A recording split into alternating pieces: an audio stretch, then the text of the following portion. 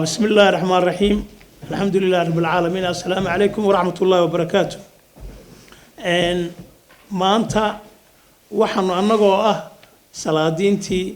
uqaashii aqoon-yahanadii iyo siyaasiyiintii beelaha laga tirada badan yahay Somaliland maanta waxaanu la kulannay iyo musharaxiintii beelaha laga tirada badan intaba waxaanu maanta la kulannay garyaqaanka guud ee qaranka si aan uga ogaano war ah baryahanba waxa saxaafadda ku jirtay kootadii beelaha laga tirada badan yahay iyo dumarka sharcinimada kootada iyo beelaha laga tirada badan yahay ayaanu ugu nimid sidii aan u iftiimin lahayn waxna uga ogaan lahayn waxaanu isla qaadanay markaan waxyaabo badan isla eegnay in kootada beelaha laga tirada badan yahay iyo dumarku inay tahay sharci oo xadiidan haba yaraatee aanay jirin ayaanu isla garanay waxyaabo waaqiciya oo waxa jira ma garanaysaa aanay dumarka iyo beelaha laga tirada midna aanay ugu soo bixi karin doorashooyinka Soomaaliya ayaa jira gaar ahaan imika anigan hadlaya waxaan ahaa musharaxii labada jeer beelaha laga tirada badiyay iska sharaxay 2002 iyo 2005 labadaba midna kuma soo bixin waxyaabo badan oo waaqici dumarkuna sidaas leeg iyagoo boqolkiiba 60 bulshada ah kuma soo baxayaan doorashada waayo dumarku umay bislaan in gabadh doorato gabadhu waxay dooranaysaa gabadha ninka isku reerka yihiin ay ilmaadeerka yihiin musharaxaas bay u codaynaysaa ama qoyska ay ma garanaysaa u dhaxday labada mid iyagoo boqolkiiba 60 waxay u soo bixi waayeen dhaqanka ayaa riixay iyaga iyo annagaba oo isku waayaanu nahay labada iyaduba marka annaga marka la yiraahdo aanu taayada u soo noqono beelaha laga tirada badan ma laha deegaana gaar beelaha Somaliland qolo waliba deegaan gaar ay sheegataa tuulad degmo ceelbiyood degmo kaliya iyo gobol kaliya oo beelaha minorities leeyihiin ma jirto tuulo milihin degmo milihin afarta sanduuqe daami yaala ee waliba beeli majority ay nooga hadhi waayeen la degan yahay xaafada waxa weeye kuma soo bixi karno waxa weeyaan milihin anagu tijaar waxa weeyaan noo ololaysa oo xildhibaanada kale dadka meel fog baa looga soo raray waxa weeyaan sidaa daraaddeed dhaqaaluhuna wuu nawiiqay mana soo baxayno ta kale dumarka wax u diidan ma jiro caalamka minority and gender protection baa jira ma dumarka iyo maxay beelaha laga tirada badan koota loo xidha marka waxaan leenahay dadka ka hadlaya mar walba sharci maaha annaga dumarka cidina ma raacin annaga xuquuqdayada u soconna dumarkuna xuquuqdayada u socdaan waliba annaga dumarku nagaad bayna dheeriin annaga ururano ololeeyo malihin marka waxa weeyaan annaga xuquuqdayada u soconna dumarku ma lamaanin laakiin waxa weeyaan iyaga iyo annaga xuquuq baa naga wada maqan sidaa daraadeed ma soo bixi karo annaga iyo dumarkuba golaha wakiilada waxaan u soo jeedinaynaa 15 sano in ka badan kama maqnaan karo golayaasha qaranka waxaan u soo jeedinaynaa in waxa weeyaan kootadayada la sii daayo qoliyahan le kootada sharci maahan adeer waa sharci caalamkay ka jirta dimuqraadiyadda Soomaaliland kuma hagaagayso goladhan oo minorities iyo ay magarasa ka maqan yihiin iyo dumar ka maqan yihiin gola naqamay dimuqraadiyadna sidaa kuma noqonayno marka waxaan leenahay waa in kootadayada la ansixiyaa madaxweynaha Somaliland iyo golaha wasiirada waxaan ku hambaleynaynaa sidii xilka uu iskaga saaray ee golaha wasiirada iyo madaxweynuhu baa culayska isaga saareen una ansixiyeen una soo gudbiyeen una doonayo inaanu golaha wakiilada iyo deegaanka baanu ka mid noqono waxyaabo hore qalad bari hore dhacay baa jiro markii aanu golaha deegaanka ku soo bixi weynay beeshayadan waxay ahayd bulshada laga tirada badan xogayaha dawladda hoose la siiyade kuwii meel walba xildhibaanada ku lahaa xogayaashii dawladda hoose taana in hoos loo eega ayaanu eegaynaa xogayaasha dawladda hoose aan ka madhan maadaama golihii deegaanka dalka aan waxba ku lahayn marka waxaan mar labaad soo jeedinaynaa in golaha wakiilada iyo sharci dejintuba ay xiris ka saaraan sidii kootada la noogu ansixin lahaa wabillahi tawfiiq wasalaamu calaykum waraxmatullahi wabarakaatuh أعوذ بالله من الشيطان الرجيم maanta annaga idin yeedhay qoladiina saxaafadda annagoo la joognaa garyaqaanka guud ee qaranka waxaan ugu nimid inuu noo iftiimiyo in maaragta ay sharci tahay qoondada dadiyowgan beelahan muuse dhariya iyo ibraha iyo maaragta kuwa la midka ah inay koota helaan qoondo loo qoondeeyo inay sharci tahay inaan ahayn iyo dumarkuna waa dumarka iyaga ku jira ودمر كرير سومالي لانودن ما له هايب جارة أما دكسين جارة أما قبيل جارة أنا بيلها يجنا وحنو دقنا لحنا قبل سومالي لان يدق موين كودا السناشنال بانان وهذينا marka waxaan gariiqaanka guud horena isku la qaadanay imikana isku la qaadanay inay sharci tahay marka qoliyaha ama sharci yaqaan ha noqdaan ama siyaasiyiin ha noqdaan ama ha noqdaan qoliyo anaga naga soo jeeda oo aragti gaaban waxaan aan soo jirabino de ragiis sharaxay hanka lahaa doorashooyinka u soo istaagay imikana u taagan raba inay kamid noqdaan golayaasha deegaanka iyo kuwa baarlamaanka waa kuwa halkan fadhiya waa kuwa sheegaya inaanay soo bixi karin annaguna haddaan nahay hoggaankoodii dhaqanka iyo wax garadkoodii inkasta oo raggii dee arrintan soo bilaabay abadoodii dhinteenba oon wax yar kaga joogno waxaanu ku dhiirinaynaa in laga daayo waliba ay ka daayaan kuwa annaga naga midkan iyagu isharixi kareen iyagu aan han lahayn bilahanka waxaanu leenahay adeer naga daaya carqalada iyo caqabada haddaad sharaxaysaan dee waa laydii ogoliyay idinka oo idinku aamusan bal dee sharaxa horena waa isku sharixi weydeen haddaad sharaxdeena number yar baa hesheen laakiin dadka isharixi karaa han kale raba inay golayaasha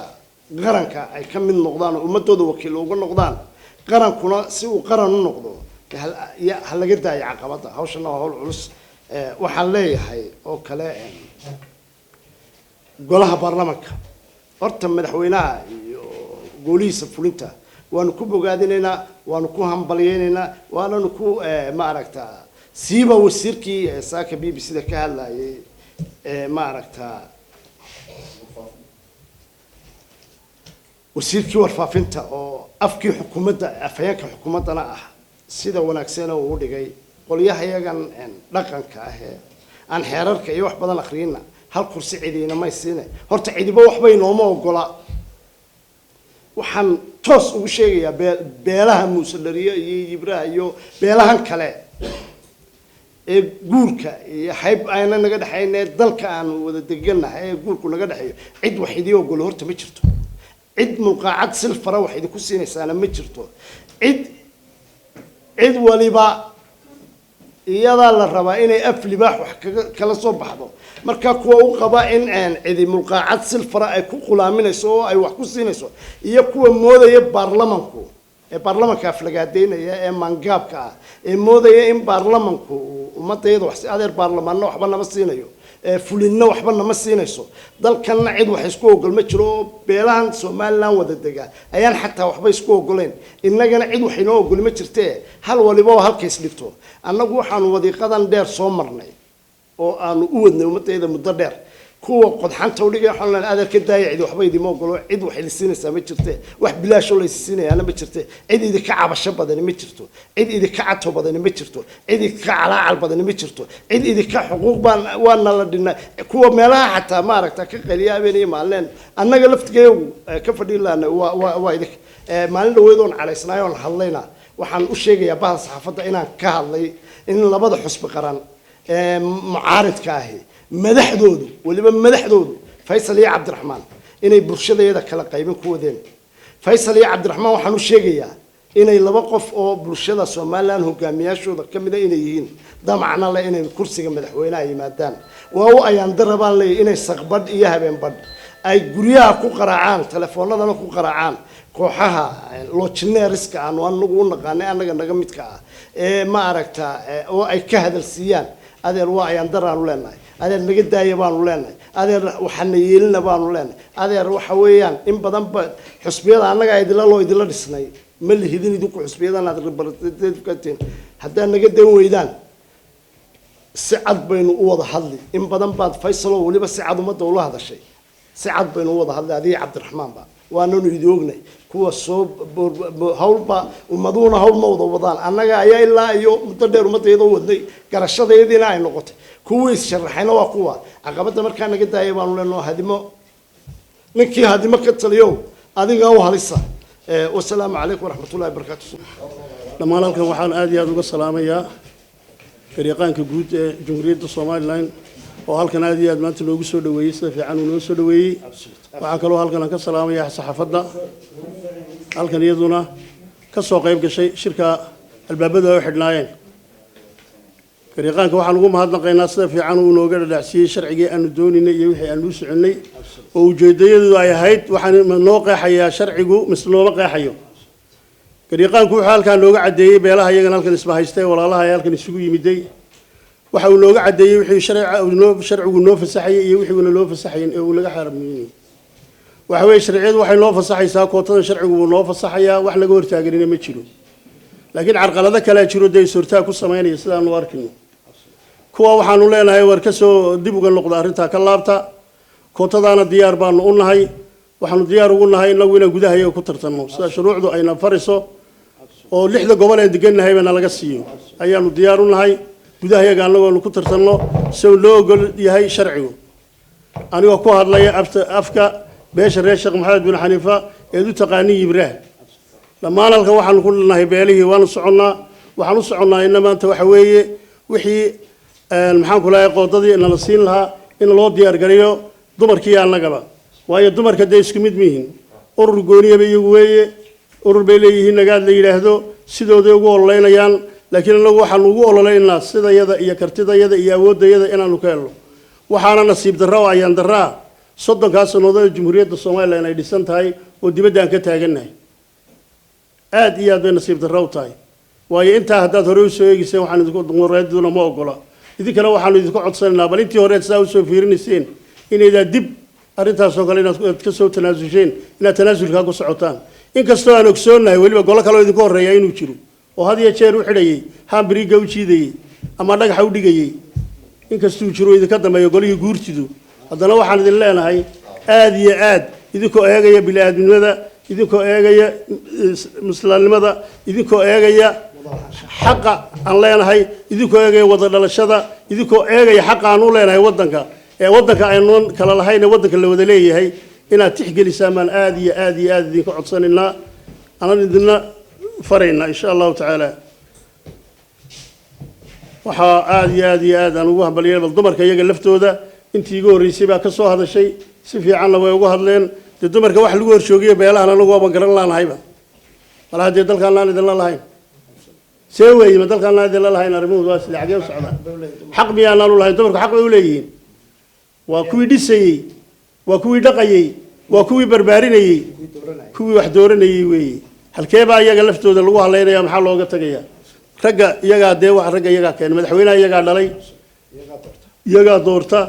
maxaa wasiirka iyagaa dhalay ayagaa doorta ayagaa barbaariyey xildhibaanada soo baxaya waa saa iyo kadaalika marka waxaan idin leeyahay balinteennaasoo dhan waa hooyooyinkeena halkaan kaga tagnay iyo walaaladeen iyo tii aanu dhalnay weeye halkee weeye waxaan loo yasayaa ee la waxaynayaa ee la faquuqayaa goonin looga eriyay halkay taagan tahay weli ma aanan garan anugu arrintaas sida ay tahay waxaanu garannay maaha wax dimuqraadiyadda ku dhisan maaha wax islaamnimada ku dhisanna maaha wax maahana bini'aadminimada ku dheehan aad iyo aad golayagu waxaan ugu dardaarmaynaa arrintaasi sida loogu soo dhigay inay u fuliyaan asalaamu calaykum waraxmatullaahi tacaala wabarakaatu raxmaan raxiim ku mahadsanyihin dhammaan ka soo qaybgalayaasha beelaha laga tirada badan yahay iyo dadka kale halkan joogaaba aad bay ugu mahadsan yihiin xafiiska garyaqaanka guud ee qaranka wuxuu bay nagala tashanayeen uun kootadu inay sharci tahay iyo inaanay sharci ahayn markaa sharci ahaan kootadu waxaanu isla qaadanay inay sharci tahay qodob dastuuriya iyo mid xeer oo si cad kootada u diidaya ma jiro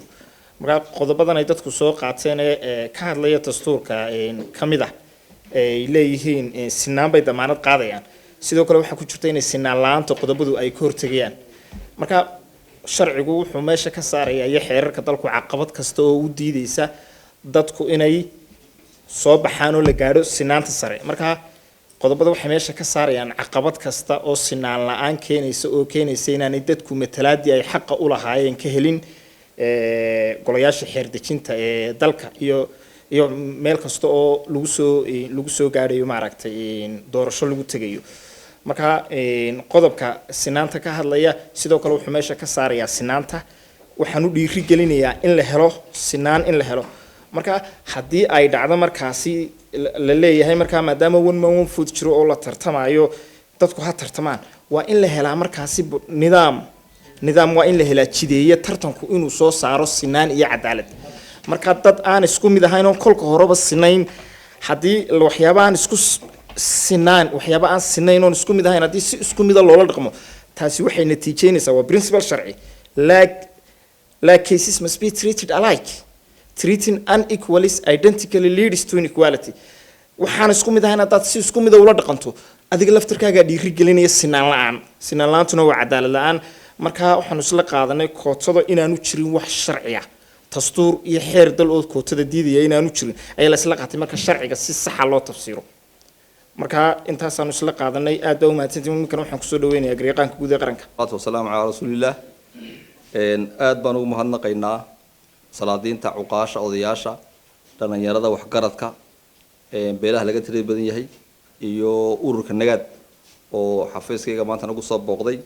iyaga oo danaynaya inay arrimaha maartay dardargelinta kootada xukuumaddu ay ku dartay wax ka bedelka iyo kaabista xeerka doorashooyinka xeerka guud ee doorashooyinka qaranka oo hadda golayaasha wakiilada la yaala ana rajaynaa insha Allah inuu dhawaan soo bixi doono inay sharciyadeeda maartay fahamkeeda iyo qaabka ay noqonayso inay talo noogu yimaadaan aad baad u mahadsantihiin waan soo dhaweynaynaa waxaanu isla eegnay arrimo maalin dhawaan dad ka hadleen oo maartay sheegay sharcinimada kootada sideedaba kootadu waa dastuuriyan iyo sharciyan wax ay khilaafsan tahay ma jiraan waana sharci xeer baarlamaan baana deemiye ku soo baxaysaayo golaha wakiiladu gacanta ku hayaa waxa loogu talagalay waxa weeye caqabadaha dhaqan iyo caqabadaha kale maartay ka jira dadka inay ka qayb qaataan arrimahooda siyaasiga ah maartay dabarkaas in laga horqaado waxaynu ognahay in haweenka iyo beelaha laga tirada badan yahay aanay awood u lahayn ama aanay ka qayb gali karin hawlaha siyaasiga maxayga in la doorto wax way dooran karaan oo ciidamadiidana laakiin in la doorto ay ka mid noqdaan golayaasha wakiilada caqabadaha jira la wada yaqaano caqabadahaasi meesha looga saaro dadkana la soo gaarsiiyo heer ay bulshada kale ula sinaan karaan inay ka qayb qaataan arrimahoodii siyaasiga ahaa ayaa loogu talagalay kootadu in iyaga gaar marka la tirinayo codka la isku tiriyo maadaama dadku aanay maartay dooranayn oo haweenka oo kale maartay caqabada hortaagan ay tahay nidaam qabaliye qaabkan u sameysanahay in beesha qofkaasi ka soo jeedino ay ninka doorato deetana aanu ka helin qofkaasi cod maartay si public aanu bulshada ugu wada helayn marka in maartay laga hor qaado dabarkaasi haweenka ka hortaagan inay ka qayb qaataan arrimaha doorashooyinka way macnaha waxa loogu talagalay kootadu mana aha wax maartay de weligeed ba jirayso waxa weeye in fahamka iyo aqoonta dadku markay kobcaan ee aan gaarno heer aan u aragno in wiilka iyo gabadhaba ay maartay xaq u leeyihiin inay wada matali karaan waxa weeye waa sida adduunyada kale de gaadhay waa wax la gaari karo laga saari karo xeerarka kootada laakiin se imiga maadaama aynan awoodin haweenkeenu iyo beelaha laga tirada badan yahay inay soo gaaraan golayaashii xeer dejinta oo ay ka qayb qaataan inay xubno ka noqdaan wixii dabara ee gadaaman ee dhaqana in laga hor qaado way ujeedadeedu aragtida oranaysa markaa kootadu waxay dhimaysaa goboladii marka hore xubnuhu ku yaraayeen bay haddana wax ka sii dhimaysaa aragtidaasina waa aragti aan sax ahayn waayo dadkan la leeyahay way ka dhimaysaa bulshada ka mid yihiin waxa weeye haweenku waa in loo arko sida ragaba uu xubin golaha wakiilada ka mid ah oo gobolka ka soo jeeda loo arkayo waa in haweenkana loo arkaa inay ka mid yihiin oo la mid noqonayaan xubno ka mid ah xubnaha golaha wakiilada gobolka ka imanaya oo aan iyaga loo arag dad meel kale ka yimid ama aan faquuq kale loo geysanin marka gabooyuhuna waa la mid iyo beeraha laga tirada badan yahay in iyaga laftooduna ay gobolka ka soo baxaan loo arko xubin gobolka ka soo jeeda oo ka mid ah golaha wakiilada matalaada guud ee qarankana ay wada matalayaanna ay maartay sida golaha kale oo dhan ba wada matalayaanna ay xaq u leeyihiin loo arko in noo wada matalayaan taasi waa taa midda kale iyadna waxaa muhiim in la iftiimiyo dumarku caqabada hortaagan tusaale ahaan soo qaato waxa weeye ka qayb qaadashada arrimaha siyaasiga qaybta la yiraahdo in la doorto waxbay dooran karaan laakiin in la doorto qaybta abaa labada dhinacba hortaagan laakiin dhibaata kaba hortaagna xagga la yidhaaho waxaa la yidhaaho political representation ama inay matalay xagga matalaadda marka aragtida odhanaysa hal haweena ayaa 50% wada matalaysa dumarka aragtidaasi sharciyan sax ma aha haweenku markay xildhibaan noqdaan waxay wada matalayaan qaranka oo dhan ma matalayaan haweenku kaliya haweenkuna inay haweenka u doortaan ma waa inaan gaarsiina haweenkeena inay sida rag oo kale tartami karto rag iyo dumar bana loo wada codeyn karo maaha macnaha in aragti aan la qaato inay haweenkuna haweenka dooranayaan dumarka dooranayaan taasina waa qalad waxa weeye dumarku waxay ula siman yihiin xuquuqda siyaasadeed ragga marka si loo soo gaarsiyo sinaashahaasi waa in ragga iyo dumarku ay si u wada doortaan haweenkooda marka la doorto si siman bay haweenkaasina wada matalayaan maartay constituency-goodii iyo qaranka oo dhan ma matalayaan jinsiga ay cid isku yihiin ama cid ay ka soo jeedaan ma matalayaan waxay wada maadaama uu golo yahay golahaasina si guud uu wada gaariyo go'aanka masiiriga ah iyo xeerarka uu sameeyo oo aan lagu dhaqaynin qoys iyo cid gaar ah oo lagu dhaqay qaranka oo dhan matalaadaasi way wada leeyihiin marka xagga matalaada markaad aragto in la yiraahdo ma dumarku waxay matalaan haweenka raguna ragii matalaan may noqonaysaa aragtidaasina waa qalad ninka xildhibaankii qaranka oo dhan wada matala takaliye ee caqabadii noor taagan waxa weey ka qayb qaadashada inay dadkani ka qayb qaataan arrimaha siyaasiga ah oo la doorto oo xubnaha golaha wakiilada ka mid noqdaan awey halka caqabadu ka taagan tahay halka way markaa in la abaaro caqabadaha ka maartay ku gadaaman aday tahay xaq dhaqan dhaqaale iyo sharciba in maartay la yareeyo si loo kor loogu soo qaado bulshadaasi oo ay uga mid noqdaan maartay bulshada kale ee xuquuqda u leh in la doorto si iyagu noqdaan muhiimaduna waa taa intaas aan ku soo koobayaa waxaan rajaynayaa in bulshadu fahamto in haweenka iyo dadka laga tirada badan yahay ay xaq u leeyihiin in la doorto oo ay ka mid noqdaan golayaasheena wakiilada golaheena wakiilada ka mid noqdaan xeer dejinteena ka mid noqdaan deetana ay ka qayb qaataan masiiriga go'aan gaarista arrimaha masiiriga ah ee maartay xeer dejinta in bulshadu soo wada fahanto ayaan rajaynaya waxaan ku soo gabagabeeyaa inta. Wassalaamu calaykum waraxmatullaahi wabarakaatuh.